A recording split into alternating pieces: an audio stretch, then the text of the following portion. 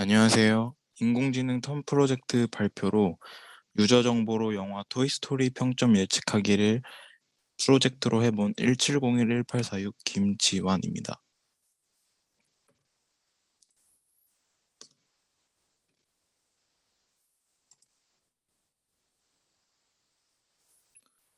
저는 먼저 발표 순서로 첫 번째로 문제 정의, 두 번째로 데이터 수집 및 가공, 세 번째로 모델링 및 해결, 마지막으로 1번, 2번 베이스라인 구축하는 과정을 총 4단계로 발표를 해보겠습니다. 첫 번째 문제 정의입니다. 저는 영화 보는 것을 굉장히 좋아하고 영화를 보고 평가를 매기고 평점을 매기는 것을 굉장히 좋아합니다. 이번 인공지능 텀 프로젝트로 인공지능을 적용시켜 해볼 수 있는 과제가 뭐가 있을까 생각을 하다가 최근 코로나 이슈와 넷플릭스 사용자 증가로 영화 소비율이 현저히 줄고 있고 문화진흥단에서 골치라고 합니다. 특히 소비자들 입장에서 영화비가 싸지 않은데 재미없거나 맞지 않는 영화를 이러한 환경에서 굳이 보러 가지 않는다는 이유가 높은 응답률을 보입니다. 다음 뉴스를 보면은 극장 관객 수가 21년도와 20년도 73%가 감소했다고 느는 것을 보여주며 우리나라의 현재 문화진흥회에서 이것이 큰 문제라고 제공한 것을 볼 수 있습니다. 그리고 실제로 이렇게 응답을 보았더니 극장에서 가서 볼 영화가 없다는 것도 상당히 큰 비중을 차지한다고 말을 합니다. 그래서 같은 영화도 사람들 성격과 직업, 생각에 따라 다르게 평가를 매기는 것에 착안해서 사람들별로 사람들 정보와 특징을 이용하여 미리 새로운 영화가 나왔을 때 맞춤 평점을 알려준다면 해당 영화에 대한 기대감과 소비율이 증가할 수 있지 않을까라는 생각을 해보게 되었습니다. 이로써 인공지능을 해보면서 꼭 해보고 싶었던 주제인 영화 평점 예측 시스템을 이번 기회에 구현해보고 싶었습니다. 네, 두 번째로 데이터 가공에 대해서 설명드리겠습니다. 저는 총 두 가지의 데이터셋을 이용해 봤는데, 먼저 첫 번째는 무비랜스 유저 데이터셋으로 다음과 같은 링크에서 볼 수 있는데, 여기에는 이제 유저에 대한 정보에 대한 데이터들이 있는 것을 확인할 수 있었습니다. 그리고 그 유저들이 매겨놓은 영화들마다의 그 평점과 매겼던 시간들에 대한 정보가 담겨 있었습니다. 두 번째에는 무비랜스 무비 데이터셋인데 다음과 같은 사이트에 들어가서 보게 되면은 많은 양의 영화에 대한 정보, 장르에 대한 데이터셋이 있었고 그거에 따른 레이팅들과 태그가 따로 있는 것을 확인했습니다. 따라서 저는 이 데이터셋을 이용하여 만들어 보는 것이 어떨까 생각해 보았습니다. 하지만 너무 많은 영화가 있기 때문에 영화 토이스토리에 한정시켜서 하는 것으로 생각을 하게 되었습니다. 그 이유는 가장 좋아하는 영화인 토이스토리를 해보는 것이 좋을 것 같다고 생각을 하게 되었고, 이 영화를 시청한 IMDb 유저들의 유저 정보 데이터셋을 통해서 서로 다른 유저들의 정보로 영화 토이스토리의 평점 예측해보는 문제를 만드는 것이 어떨까 생각하게 되었기 때문입니다. 따라서 이러한 데이터들이 공개 데이터들이었기 때문에 이 공개 데이터들에 대한 영화에 대한 데이터를 적절히 가공하여 문제를 만들게 되었습니다. 특히 저는 사용자 정보를 중요하게 생각했기 때문에 먼저 토이스토리 영화를 보고 평점을 매긴 사용자들을 모두 추출하여 그 사용자들에 대한 공통된 공용 정보를 추출하였습니다. 이는 유저 아이디, 젠더라고 써있는 성별, 에이지, 나이, 오큐페이션, 직업, 타임스탬프, 평점을 측정한 시간, 집코드, 우편번호와 주소, 레이팅, 그 해당 유저가 매긴 평점, 이렇게 총 데이터들을 트레인 데이터셋으로 정하였습니다.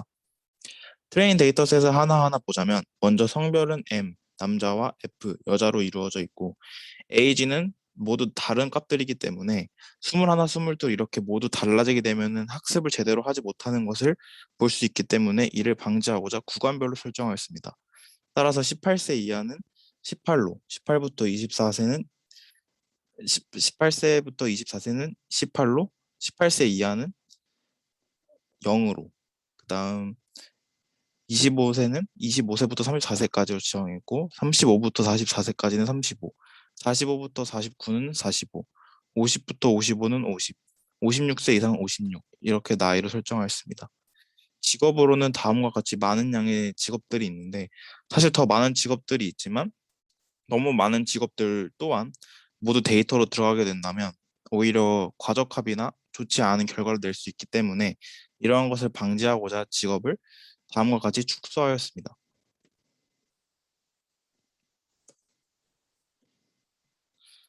또한 타임스탬프는 각 유저가 토이스토리 영화에 대해 평점을 매긴 시간으로 연, 월, 일 시간으로 이루어져 있으며 집코드는 각 유저별 우편번호, 주소로 이루어져 있고 레이팅 평점은 0.5점에서 5.0으로 0.5 단위로 매겨져 있었습니다. 따라서 저는 이러한 데이터셋을 만든 후에 0.1 크기의 데이터셋으로 다시 도큐멘트에 있는 테레인 테스트 스플릿을 이용해서 0.1 크기로 나누어 테스트셋을 분리하여 이를 평점을 예측하는 것이 어떨까 하게 생각하게 되었습니다. 그래서 실제로 데이터를 가공하는 과정입니다. 첫 번째로 레이팅 데이터셋을 가공하는 과정인데 먼저 다음과 같이 데이터를 아까와 같은 데이터를 불러오고 separate 함수를 통해서 이를 연별리를 한번 합쳐서 시간 데이터를 만든 후에 프린팅 해보았더니 유저 아이디, 무비 아이디, 레이팅, 타임스탬프와 같은 레이팅 데이터셋을 가공하게 되었습니다.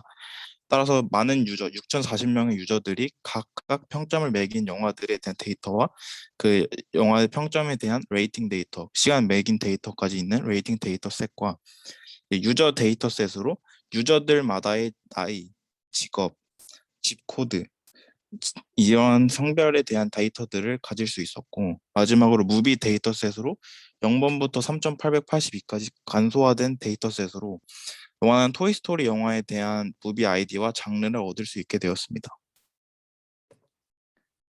두 번째 데이터 가공으로는 위 과정에서 보았던 세 가지 데이터를 합치고 가공하여 토이스토리라는 영화를 본 사람들만의 데이터셋을 만들게 되었고 유저도 방금과 같이 토이스토리 영화를 본 유저들에 대한 데이터셋을 뽑을 수 있게 되었습니다.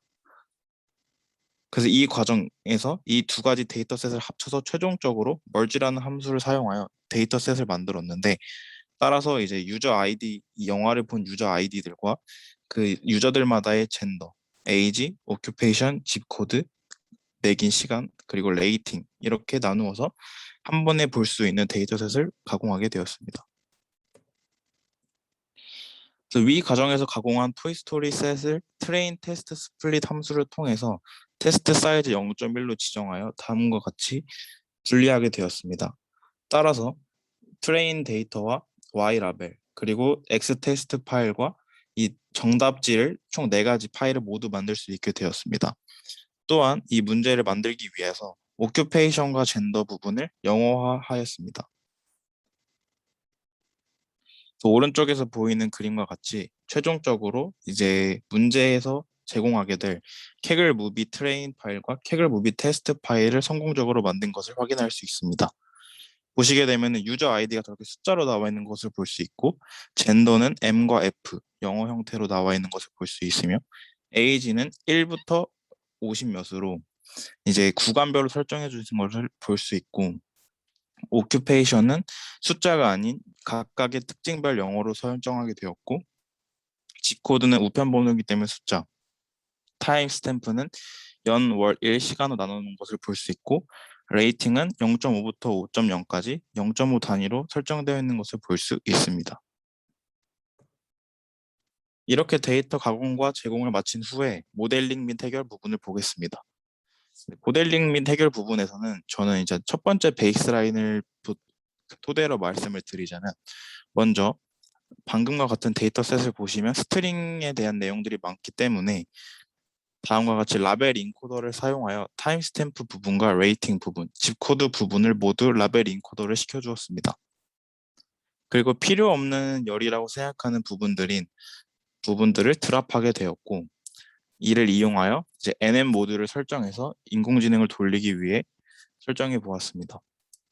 리니어는 총 4개 층으로 4개 512 레이어 층을 쌓게 되어서 드랍아웃은 따로 사용하지 않고 렐루 함수를 활성화 함수 사용하고 MSE 로스를 사용하여 회귀를 성공적으로 실시하였습니다. 특히 이 과정에서 세이비어 노말이라는 이닛 함수도 사용하게 되었고 배치놈을 사용하여 배치 정규화도 실시해주게 되었습니다. 마지막으로 학습 및 프레딕트를 하게 되면은 성공적으로 첫 번째 베이스라인이 구축되는 것을 볼 수 있습니다. 하지만 이제 공격을 받은 후에 마지막 최종 베이스라인을 다시 구축해야 됐었으므로 마지막으로 최종 베이스라인 구축하는 과정에 대해서 발표하겠습니다. 다음이 베이스라인 2인 최종 베이스라인을 구축하는 과정입니다. 아까와 같은 방식으로 다음과 같이 트레인 테스트 서브밋 파일을 불러오게 되고 라벨 인코더를 선언해 준 후 필요 없다는 열들을 드랍해 주게 됩니다. 그럼 다음과 같이 가공이 된 것을 볼 수 있고 시드를 고정시켜 준 후에 텐서 형태로 모두 바꿔주게 됩니다. 총 열이 4개이기 때문에 4부터 시작하여 레이어층을 쌓게 되면은 4에서 512, 512에서 512, 1024, 다시 510을 내리고 이런 형태의 5가지의 레이어를 쌓게 되면서 총 5개의 NM 모듈을 쌓게 되었습니다. 이번에는 과적합을 방지하기 위해서 0.3이라는 숫자로 드랍아웃 설정해주게 되었고 세이비어 노마를 통해서 이닛 함수를 설정하게 되었으며 다음과 같이 모델링을 하게 되었습니다. 특히 이 배치 놈을 쓰게 된 이유 중에 하나는 배치 정규화를 사용하게 된 것인데 학습 단계에서 모든 피처에 정규화를 해주게 되면은 정규화로 인하여 피처가 동일한 스케일이 되어서 러닝 레이트 결정이 유리해지기 때문이었습니다. 왜냐하면 피처의 스케일이 다르게 되면 그레디언트 디센트를 했을 때 그레디언트가 다르게 되고 같은 러닝 레이트에 대하여 웨이트마다 반응하는 정도가 달라지기 때문에 정규화를 해주어서 그레디언트 디센트에 따른 웨이트 반응을 같아지게 함으로써 학습에 유리해지게 하기 때문입니다. 이를 통하여 옵티마이저나 아담을 사용해서 다음과 같은 러닝 메이트를 통해 설정해 주게 되었습니다. 특히 기존 베이스라인과 가장 달라진 부분 중 하나는 로스 함수를 기존에 있는 MSE 로스 대신에 이 문제에서 만들었던 RMSE 로스를 착안하여 RMSE 로스의 클래스를 새로 만들어준 것이 좀 컸습니다. 특히 이 과정에서 가장 중요했던 부분은 이 RMSE 로스 사용할 때 EPS 부분을 수정해줬던 부분인데 기존은 1, 2, 7이라는 숫자로 RMSE 로스를 설정할 수 있었지만 저는 이 부분을 1, 2, 6이라는 숫자로 바꾸어서 더 좋은 효율을 낼 수 있도록 설정을 해주었습니다. 다음과 같은 수식 과정을 통하여 SQRT라는 이제 루트를 씌우는 값인 RMSE 로스 과정을 거치게 되면은 더 좋은 결과를 낼 수 있다고 판단하게 되었습니다. 적당한 트레이닝 에포크인 11,000을 이용하여 다음과 같이 학습을 진행하게 되었고 다음과 같이 코스트가 떨어지게 되면서 최종적으로 프레딕트를 하게 되면 다음과 같이 예측 점수들이 나오게 됩니다. 그리고 서브밋 파일을 성공적으로 제출하게 되면은 다음과 같은 최종 베이스라인을 구축할 수 있었습니다. 이상 턴 프로젝트 최종 발표를 마치겠습니다. 감사합니다.